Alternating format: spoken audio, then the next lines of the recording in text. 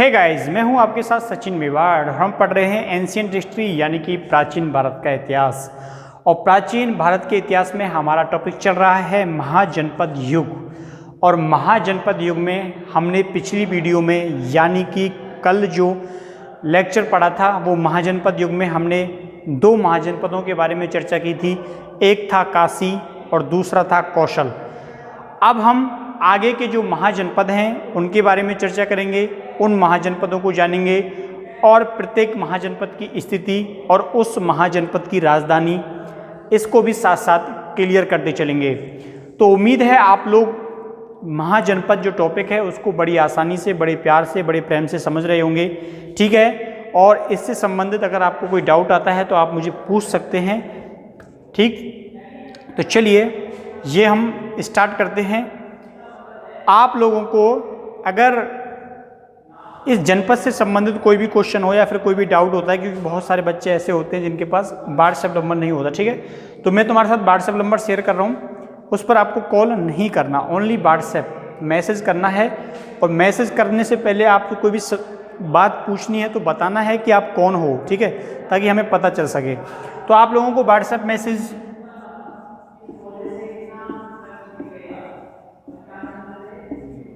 ठीक है, तो ये इस पर आपको व्हाट्सएप मैसेज करना है केवल एजुकेशन से संबंधित, ठीक है। तो 9413818130, ठीक है।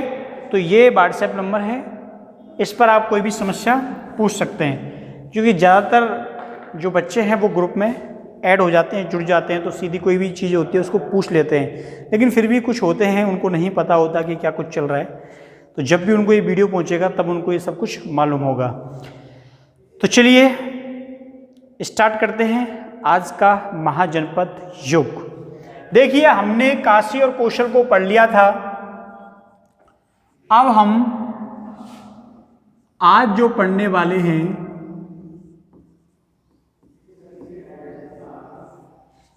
वो पढ़ेंगे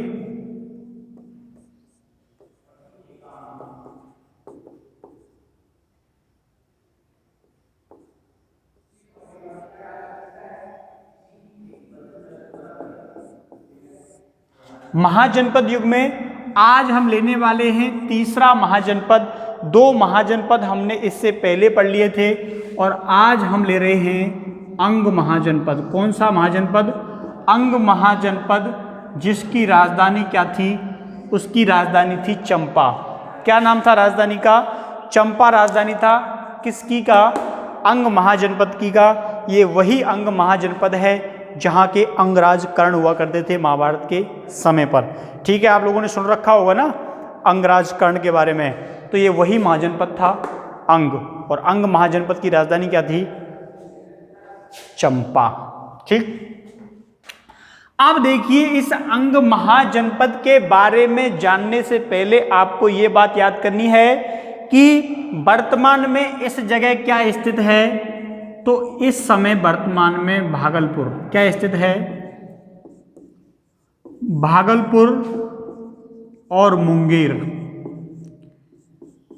तो जहां पर पहले अंग महाजनपद पड़ता था उस जगह पर आज वर्तमान में भागलपुर और मुंगेर का क्षेत्र पड़ता है, ठीक है।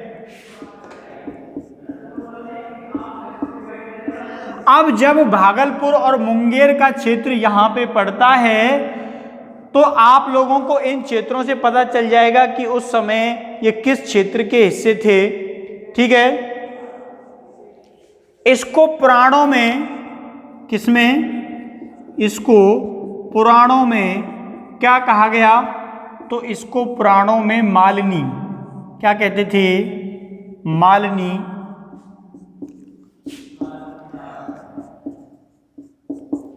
कहा जाता था, ठीक है। तो पुराणों में इसको मालिनी के नाम से जाना गया है, महाजनपद युग में इसको अंग के नाम से जाना गया है, और वर्तमान में इसको भागलपुर और मुंगेर के नाम से जाना गया है, ठीक है। अब देखिए, यहां पर एक जानकारी मिलती है कि अंग का जो शासक था वो कौन था। तो अंग का शासक, अंग का शासक ब्रह्मदत्त था। ठीक है, अंग का शासक कौन था? तो अंग का शासक था ब्रह्मदत्त। ब्रह्मदत्त एक शक्तिशाली शासक होता है जो अंग के साम्राज्य में काफी ज्यादा विस्तार करता है। इसके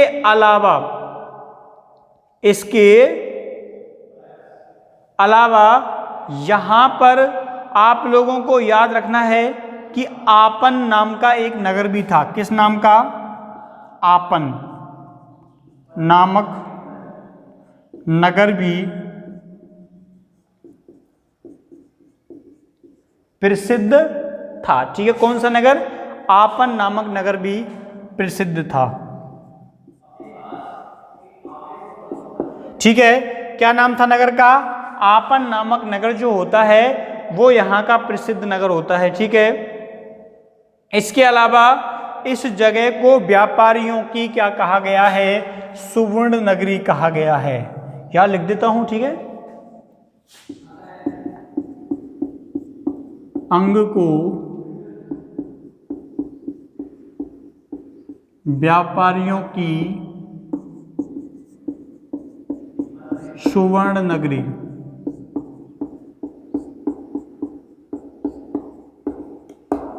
कहा गया है। क्या कहा गया है? व्यापारियों की सुवर्ण नगरी कहा गया है इनको। ठीक है, तो ये सब कुछ समझ में आया। इसको मिटा देते हैं।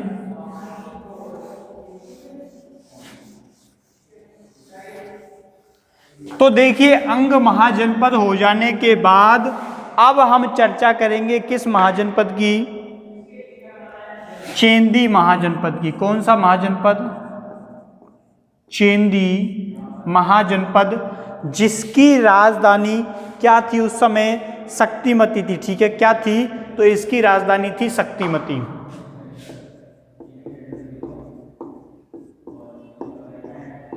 ठीक है, तो चेदी महाजनपद की राजधानी क्या थी?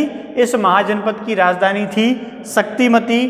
इसके साथ साथ जो चेंदी महाजनपद है आधुनिक समय पर कहाँ स्थित है? तो ये आधुनिक समय पर बुंदेलखंड में है। कहाँ पे है? आधुनिक समय पर यह बुंदेलखंड।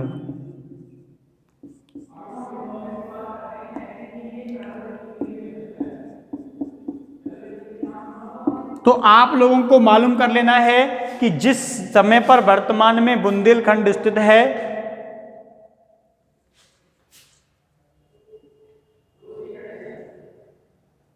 ठीक है, तो बुंदेलखंड स्थित है, उसी जगह पर कभी चेंदी महाजनपद होता था।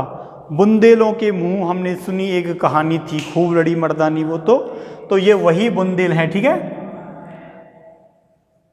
चलिए, तो ये बुंदेलखंड जहां वर्तमान में पड़ता है वहीं पर पहले कभी चेंदी महाजनपद पड़ता था। इसके अलावा इसके बारे में एक और जानकारी मिलती है कि यहां पर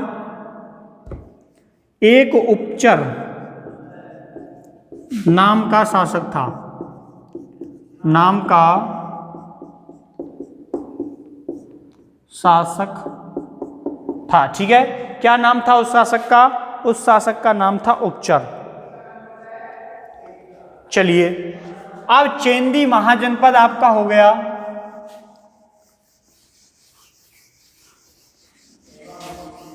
तो चेंदी महाजनपद के बाद एक नया महाजनपद और लेते हैं और उस महाजनपद का नाम है वत्स। क्या नाम है? वत्स। और वत्स की राजधानी क्या थी? कौशाम्बी। वत्स की राजधानी क्या थी? तो वत्स महाजनपद की जो राजधानी थी वो थी कौशाम्बी। ठीक है, अब ये जो जगह है मैंने तुमको बताई है नई महाजनपद। कौन सा महाजनपद? वत्स महाजनपद। ठीक है, तो ये कहाँ स्थित था? तो सबसे सरल है, यमुना नदी के किनारे।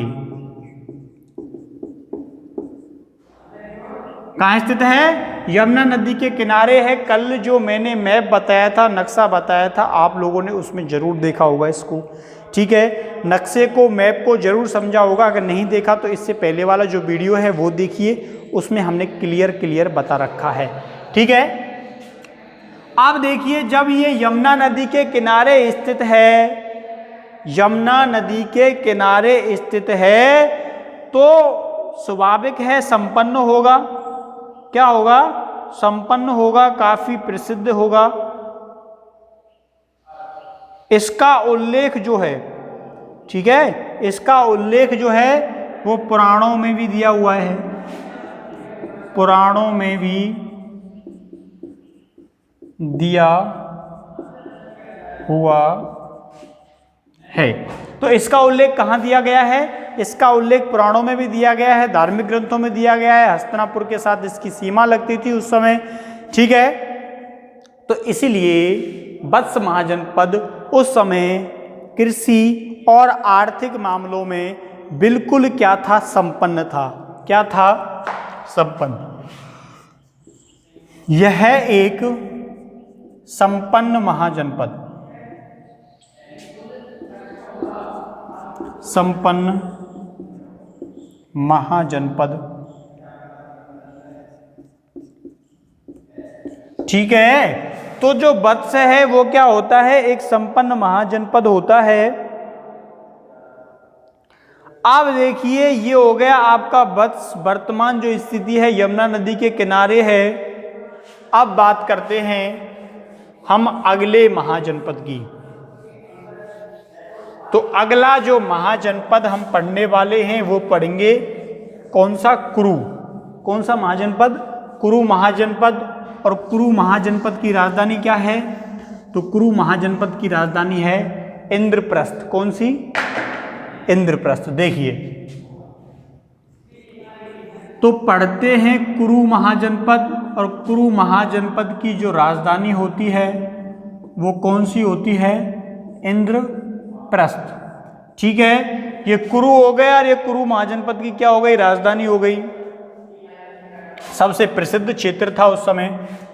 वर्तमान की बात करें तो ये वर्तमान में कहाँ पे स्थित है? अगर हम वर्तमान में बात करें कि कुरु महाजनपद कहाँ है, तो कुरु महाजनपद जो होता है वो दिल्ली मेरठ,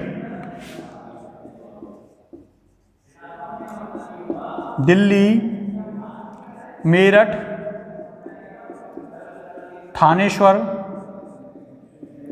वाले क्षेत्रों में फैला हुआ था।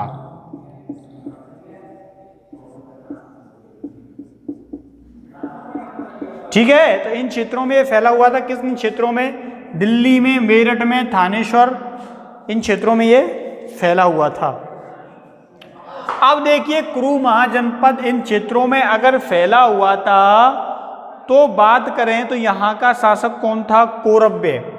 कौन शासक था? कौरव्य। ठीक है, कौरव्य यहाँ का शासक था। किसके समय था? तो बौद्ध के समय। ठीक है, तो बौद्ध के समय अगर पूछ ले कि कुरु महाजनपद का बौद्ध के समय शासक कौन था, तो इस समय यहाँ का जो शासक होता है वो होता है कौरव्य। कौन होता है? तो यहाँ का जो शासक होता है वो होता है कौरव्य। कहाँ का शासक होता है? कुरु का शासक होता है। इसके अलावा इसके बारे में एक बात और बोली जाती है। वो बात क्या बोली जाती है? कि जितने भी महाजनपद हुए हैं उनमें से सबसे शक्तिशाली और सबसे बलशाली लोग जो थे वो कुरु महाजनपद के ही थे। ठीक है, यहाँ के लोग सबसे बलशाली एवं बुद्धिमान, सबसे शक्तिशाली और सबसे बुद्धिमान लोग किस जनपद के थे? तो कुरु जनपद के थे। ठीक है, जिसकी राजधानी क्या थी? जिसकी राजधानी होती है इंद्रप्रस्थ। तो आप लोगों को पता चल गया ना किस महाजनपद के जो व्यक्ति थे वो सबसे ज्यादा बुद्धि और सबसे ज्यादा उसके लिए विख्यात होते हैं। इसके अलावा आप लोगों ने महाभारत में एक जगह का नाम सुना होगा, वो जगह है हस्तिनापुर। ठीक है, क्या था उस जगह का नाम? हस्तिनापुर। हस्तिनापुर इसी महाजनपद का भाग था, पद का भाग था। तो जिस चीज का नाम तुमने महाभारत में सुना है, कौन सी जगह? हस्तिनापुर। हस्तिनापुर कहाँ पड़ता था? कुरु महाजनपद में पड़ता था। और हस्तिनापुर की राजधानी किसके अंतर्गत आती थी? इंद्रप्रस्थ के अंतर्गत आती थी। ठीक है, उस समय आप लोगों ने जो संवाद देखा होगा, कृष्ण जब मांगने जाता है कौरवों की दरबार में कि इन्हें क्या दे दो? 5 गांव दे दो। कृष्ण ने कहा था कि इनको दे दो केवल 5 गांव, रखो अपनी धरती तमाम, अपने ब्राह्य पर आंसू ना उठाएंगे, उसी में अच्छा जिएंगे खाएंगे। ठीक है, लेकिन दुर्योधन ने मना कर दिया कि मैं 1 इंच नहीं दूंगा। ठीक है, और जब तक वो जीवित रहा उसने 1 इंच जमीन नहीं दी, कि जब काल मनुष्य को भाता है पहले उसका विवेक मर जाता है। तो यही हुआ था हस्तिनापुर में। आप लोगों ने अपने बचपन में ये पूरी टीवी पर देखी होगी स्टोरी, कृष्ण लीला में, महाभारत में। ठीक है, तो ये वही कुरु महाजनपद होता है। तो इस कुरु महाजनपद को मिटाते हैं और आगे चलते हैं।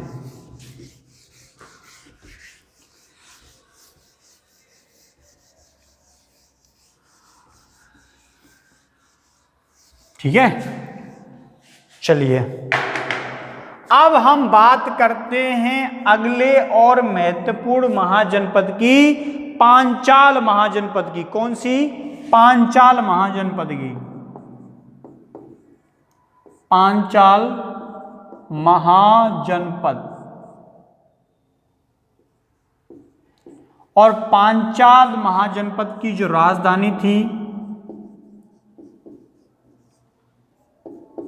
किसकी राजधानी? तो पांचाल महाजनपद की जो राजधानी होती है वो क्या होती है? अहिछत्र। क्या थी?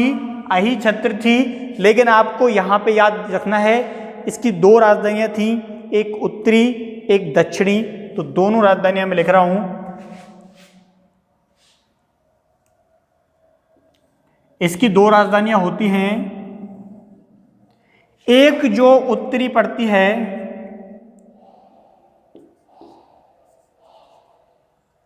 अहिछत्र। क्या नाम होता है राजधानी का? तो राजधानी का नाम होता है, जो इसकी उत्तरी सीमा की राजधानी पड़ती है अहिछत्र और दक्षिणी की पड़ती है काम्पिल्य। कौन सी पड़ती है? काम्पिल्य। ठीक है, 2 राजधानियां होती हैं किसकी? पांचाल महाजनपद की। ये इसकी उत्तरी राजधानी थी और ये इसकी दक्षिणी राजधानी थी। ठीक, 2 राजधानियों के आपको क्या रखने हैं? नाम याद रखने हैं। दोनों ही नाम क्या है? महत्वपूर्ण हैं। और छोटा क्वेश्चन भी पूछा जा सकता है कि किस महाजनपद की 2 राजधानियां थीं। तो एक होती है अहिछत्र, एक होती है काम्पिल्य। ठीक है, दोनों राजधानियों का आपको पता चल गया। अब देखो ये क्षेत्र पड़ता कहाँ है, किस क्षेत्र में वर्तमान में ये स्थिति है। तो आप लोगों ने किसका नाम सुना होगा? आप लोगों ने बरेली का नाम सुन रखा होगा। ठीक है, बरेली। जिस क्षेत्र में आज बरेली पड़ती है, जिस क्षेत्र में आज रुहेलखंड पड़ता है, उस क्षेत्र में कभी क्या पड़ता था? पांचाल महाजनपद पड़ता था। ठीक है, मैप में आप लोगों ने देख ही लिया, तो ऐसे भी करके हम बता देते हैं। तो पांचाल महाजनपद की वर्तमान स्थिति के बारे में बात करूं तो मैं यहां लिख देता हूं रुहेलखंड। रुहेलखंड बरेली। तो ये भी आप क्या करना, इस पे नोट डाउन कर लेना। ठीक है, पांचाल महाजनपद, वर्तमान स्थिति रुहेलखंड बरेली, राजधानी होती है उत्तरी में अहिछत्र और दक्षिण में क्या होती है? काम्पिल्य होती है। पता चल गया इन दोनों का आपको। चलिए अगला बात करते हैं हम अपने क्षेत्र की, यानी कि मत्स्य। और मत्स्य की राजधानी क्या होती है? विराटनगर होती है। क्या होती है? विराटनगर होती है। ये वही विराटनगर था जहां पर पांडवों ने क्या गुजारा था, अपना अज्ञातवास गुजारा था। ठीक है, तो मत्स्य महाजनपद, मत्स्य महाजनपद, और इसकी राजधानी होती है विराटनगर। विराटनगर होती है, और विराटनगर में ये क्या लोग आते हैं, अपना अज्ञातवास गुजारने आते हैं। ठीक है, अज्ञातवास गुजारते हैं, और इसी दौरान यहाँ का जो शासक होता है, यहाँ का जो शासक होता है वो महाभारत के युद्ध में पांडवों की ओर से क्या लड़ता है, युद्ध लड़ता है, राजा विराट। ठीक, तो मत्स्य महाजनपद की क्या राजधानी हो गई, विराटनगर राजधानी हो जाती है। और ये कहाँ पर स्थित है, तो सबको मालूम है, बच्चे बच्चे को मालूम है, जयपुर में है, बताने की जरूरत ही नहीं है। अगर किसी को नहीं मालूम अभी तक कि ये किस जगह पड़ता है, तो जयपुर में पड़ता है, और यहाँ से बैराट अशोक का शिलालेख भी प्राप्त हुआ था। अब देखिए, एक महत्वपूर्ण पॉइंट ये हो गया कि इसकी स्थिति ये है, तो यहां पर सूरसेन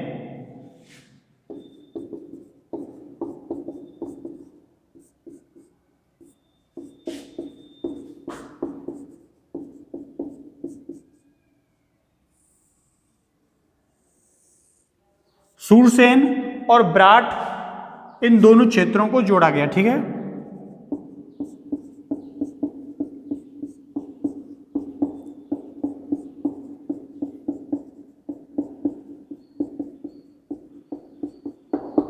तो ये जानकारी कहां से मिलती है, ये जानकारी मिलती है बौद्ध ग्रंथों से। कहां से मिलती है जानकारी, बौद्ध ग्रंथों से मिलती है। ठीक है, अगला लेते हैं महाजनपद। ठीक, तो हम मत्स्य को खत्म करते हैं। मत्स्य के बारे में जो महत्वपूर्ण जानकारी थी कि मत्स्य की विराटनगर जो जयपुर में स्थित है, ये इसकी क्या पड़ती है, राजधानी पड़ती है। पांडवों ने यहाँ पर क्या गुजारा था, अपना अज्ञातवास गुजारा था। ठीक है, चलिए अब देखिए सूरसेन, क्या, सूरसेन, सूरसेन, सूरसेन की राजधानी क्या है, जहां पे भगवान श्री कृष्ण का जन्म हुआ, मथुरा। जहां का राजा कौन था, कंस। कौन था, कंस, नाम तो सुना ही होगा आपने ना। कंस यहाँ का क्या होता है, शासक होता है। और कंस क्यों बदनाम है, क्योंकि कंस ने वाराणसी पर क्या किया था, आक्रमण किया था, जो उस समय शिक्षा की नगरी है। इतिहासकार बताते हैं कि अगर कंस वाराणसी पर आक्रमण नहीं करता तो उसका भी इतिहास में नाम बदनाम नहीं होता। ठीक है, तो सूरसेन की राजधानी होती है मथुरा। और मैंने अभी बताया था मत्स्य महाजनपद की राजधानी विराटनगर। तो बौद्ध ग्रंथ ये मानते हैं कि सूरसेन और विराटनगर कभी एक हुआ करते थे। ठीक, लेकिन वर्तमान में तो स्थिति बहुत ज़्यादा अलग है। एक जयपुर हो गया, एक मथुरा हो गया, एक राजस्थान में आ गया, एक उत्तर प्रदेश में चला गया। तो देखिए सूरसेन, मथुरा, अब वर्तमान में दोनों की स्थिति आप लोगों को मालूम होगी, इसलिए बताने की कोई आवश्यकता है ही नहीं। अब देखिए, और यादवों की पुराणों में इसको क्या बताया गया है, यादवों की नगरी बताया गया है। भगवान श्री कृष्ण की कर्मस्थली भी इसको बताया गया है। ठीक है, तो ये सारी चीज़ें क्या हैं, आप लोगों को मालूम है, इसलिए लिख लेना। सूरसेन की राजधानी मथुरा है और मथुरा को यादवों की नगरी माना गया है। ठीक, चलिए अगले महाजनपद पर चलते हैं। सूरसेन के बाद देखिए अगला महाजनपद आपका आता है अस्मक, और अस्मक की राजधानी थी पोतन। ठीक है, कौन सा महाजनपद आता है, अस्मक महाजनपद आता है, जिसकी राजधानी पोटन या पोतन, जिसको बोधन भी बोलते हैं, बोधन, पोटन, पोतन। ठीक है, तो अस्मक या पोतन इसको क्या बोलते हैं, राजधानी बोलते हैं। मैंने मैप में आपको बता दिया था कि ये कहाँ पर स्थित है, गोदावरी नदी के किनारे। कहाँ पे स्थित है, तो ये गोदावरी नदी का जो इलाका है ये वहाँ पे स्थित है। और जो भी महाजनपद नदी के किनारे होता है वो क्या होता है, एक संपन्न महाजनपद माना जाता है। ठीक है, इसके बाद आप लोगों ने मैप में इसको क्या देखा था, सबसे अलग देखा था। मैंने बताया था यहाँ पे स्थित है, ये सबसे अलग है। तो इसीलिए दक्षिण में स्थित एकमात्र महाजनपद, किसमें, दक्षिण में स्थित एकमात्र महाजनपद।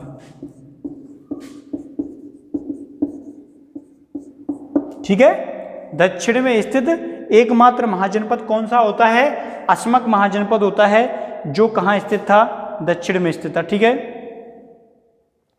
यहां का राजा कौन था, यहां का राजा था अरुण। कौन था यहां का राजा, राजा अरुण था। राजा अरुण ने क्या जीता, कलिंग जीता।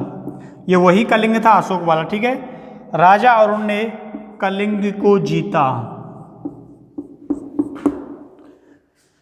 सम्राट अशोक का कलिंग पर आक्रमण। कलिंग कहां पड़ता है, उड़ीसा में पड़ता है। ठीक है, तो चलिए, अस्मक की राजधानी पोतन कहाँ स्थित है, गोदावरी नदी के किनारे स्थित है, दक्षिणी भारत में स्थित क्या है, एकमात्र महाजनपद है। यहाँ के राजा कौन होते हैं, अरुण होते हैं, जिन्होंने कलिंग को जीता था। अब बात करते हैं अगले महाजनपद की। अगला महाजनपद कौन सा लें बताओ, चलो अवंती लेते हैं। कौन सा महाजनपद लें, अवंती लेते हैं। और अवंती की राजधानी क्या थी, उज्जैन। क्या थी अवंती की राजधानी, उज्जैन। तो लिखिए नेक्स्ट महाजनपद अवंती, और अवंती की राजधानी क्या है, उज्जैन। ठीक, तो ये हमने लिखा दिया। नेक्स्ट महाजनपद अवंती, इसकी राजधानी होती है उज्जैन। अब देखिए, ये जो होता है, इससे बेत्रवती नदी निकलती थी मध्य से। कौन सी, बेत्रवती नदी।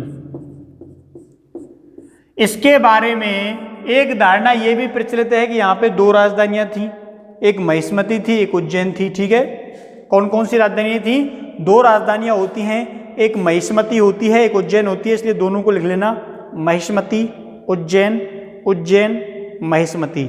ठीक है, तो कोई कंफ्यूजन नहीं होना चाहिए, दो राजधानियां हैं और दोनों जो राजधानियां हैं वो उत्तर और दक्षिण के क्षेत्रों पर स्थित थी, जिनके बीच से एक महत्वपूर्ण नदी निकलती थी। कौन सी नदी निकलती थी, बेत्रवती। कौन सी नदी निकलती थी, बेत्रवती नदी महिष्मती और उज्जैन के मध्य से होकर गुजरती थी। दोनों राजधानियों के मध्य से गुजरती थी। ठीक है, लिखा दिया पूरा। अवंती की राजधानी उज्जैन की दो राजधानियां मानी जाती हैं, महिष्मती और उज्जैन। दोनों के बीच से बेत्रवती नदी निकलती है और ये क्या करती है, दोनों को क्या करती है, अलग करती है। ठीक है, चलिए गांधार लेते हैं। गांधार अगला महाजनपद कौन सा लेते हैं, गांधार लेते हैं। और गांधार की राजधानी क्या, गांधार नरेश।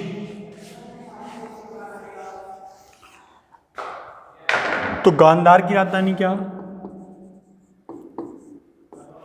गांधार की राजधानी है तक्षशिला। क्या राजधानी है, तक्षशिला राजधानी है किसकी, गांधार की।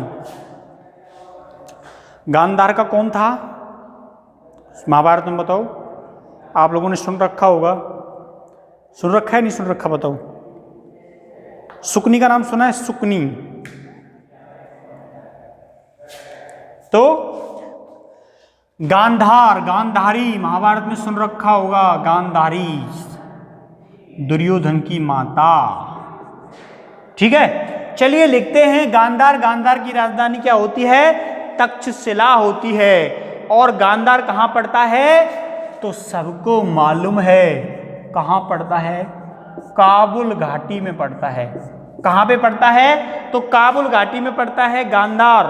ठीक है, इसके बाद देखिए इसका दूसरा नाम क्या पड़ता है गांधार का? पुष्करावती। पुष्करवती बोलते हैं वैसे इसको, पुष्करावती। इसकी क्या स्टोरी है?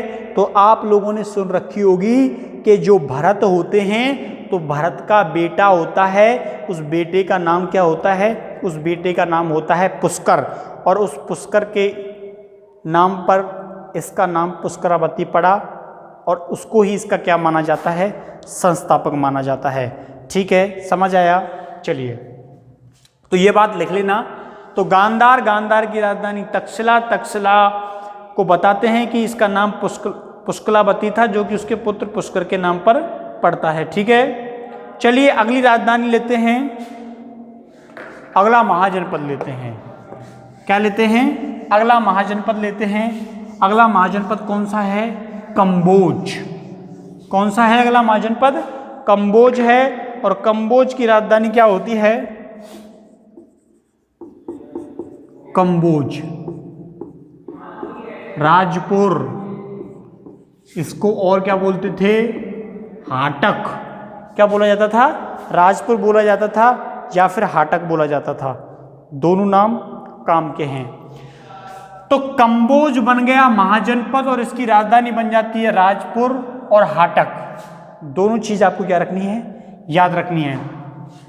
अब देखिए, कंबोज के बारे में हमने बताया, तो कंबोज के बारे में आपको ये याद रखनी है कि ये कहाँ पड़ता है, जो मैंने मैप में बताया था। तो गांधार का पड़ोसी। किसका पड़ोसी था ये? गांधार महाजनपद का क्या होता है? पड़ोसी होता है। कौन सा? कंबोज। ठीक है, एकमात्र पड़ोसी। तो इसको मिटाते हैं और ये आपने पढ़ लिया ना। चलिए अगला लेते हैं, कौन सा? बज्जी। और बज्जी की राजधानी क्या थी? बज्जी की राजधानी क्या थी? बज्जी की राजधानी क्या थी? बज्जी, बी फॉर वैशाली। तो बज्जी की राजधानी होती है बी फॉर बज्जी और बी फॉर ही वैशाली। इसलिए आपको आसानी से ये क्या हो जाएगी? याद हो जाएगी। ठीक है, चलिए अगला महाजनपद भी देख लीजिए। कौन सा महाजनपद होता है अगला? मल्ल महाजनपद होता है। कौन सा होता है? मल्ल महाजनपद होता है। ठीक है, इसकी दो राजधानियां थी, एक कुशीनगर, एक पावा। एक जो राजधानी होती है वो कुशीनगर होती है, एक जो राजधानी होती है वो कौन सी होती है? पावा। दोनों ही बहुत महत्वपूर्ण स्थल हैं। आप लोग कभी कुशीनगर जाना या आप लोग कभी पावा जाना, तो मल्ल महात्मा बुद्ध से संबंधित हैं दोनों स्थल। और मल्ल के साथ वैचारिक मतभेद भी हुए थे महात्मा बुद्ध के। ठीक है, इसके बाद हमने मल्ल पढ़ ली और मल्ल के बाद हम पढ़ेंगे लास्ट कौन सी? मल्ल से मगध। मगध और मगध की क्या राजधानी थी? आप लोगों को मालूम होगा, राजगीर। क्या राजधानी होती है? राजगीर राजधानी होती है किसकी? मगध की। ठीक है, तो ये मैंने आपको 16 महाजनपद करा दिए, 16 महाजनपद की जानकारी दे दी। 16 के 16 महाजनपद आपके बोर्ड पर करा दिए गए, उनकी राजधानियों संबंधित करा दिए गए। ठीक है, और प्रत्येक क्षेत्र की जानकारी दे दी कि कौन सी जगह वर्तमान में कहाँ है। ये जो मगध पड़ता है कहाँ पड़ता है वर्तमान में? पटना वाला जो क्षेत्र है। ठीक है, ये भी लिख लेना, पटना वाला जो क्षेत्र है यहाँ पर इसकी स्थिति उस समय थी। तो उम्मीद है ये जो लेक्चर है वो आपको पसंद आया होगा, महाजनपद पूरे आपको पसंद आए होंगे। तो मिलते हैं कल यानी कि नेक्स्ट वीडियो में। तब तक के लिए थैंक यू, धन्यवाद, बाय बाय।